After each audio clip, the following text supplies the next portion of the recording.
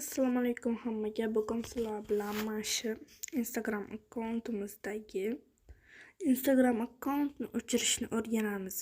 Bugun men o'chirishni o'rgataman. Albatta, mana shu Instagram akkaunt ilovasini ochib olamiz.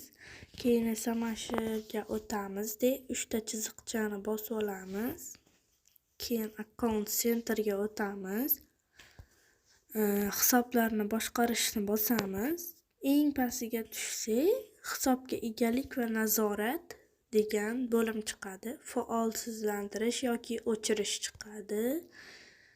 Shuni bosasizlar, keyin qaysi akkauntni o'chirmoqchi bo'lsanglar, ustidan bosasizlar.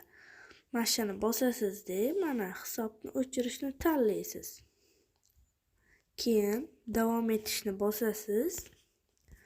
Nima uchun buni o'chirmoqchiligingizni belgilaysiz. Men boshqani belgiladim. Davom etishni bosasiz. Davom etish mana. Keyin parolni yozib, polni chiqib ketsangiz bo'ladi albatta. Sizlarga foydali bo'ldi degan umiddaman. Albatta, like bosishni unutmang.